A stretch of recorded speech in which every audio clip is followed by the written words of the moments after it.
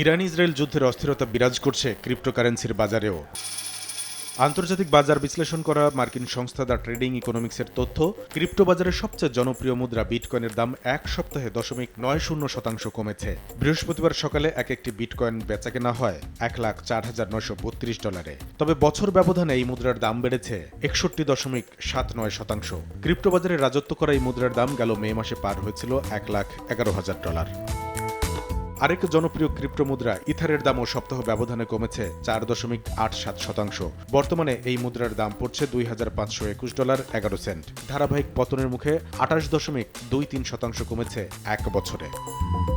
এদিকে বাইন্যান্সের দাম সপ্তাহ ব্যবধানে 2%-এর বেশি কমলেও বছর ব্যবধানে বেড়েছে প্রায় 10%। বর্তমানে প্রতিটি বাইন্যান্স বেচাকেনা হচ্ছে $643.60। ক্রিপ্টো বাজারের দাম কমতির তালিকায় রয়েছে সোলানাও। বর্তমানে এই মুদ্রা বিক্রি হচ্ছে $146.25। এক সপ্তাহে কমেছে প্রায় 4.5%। তবে এক বছর আগের তুলনায় বিক্রি হচ্ছে 9.5% বেশি দামে।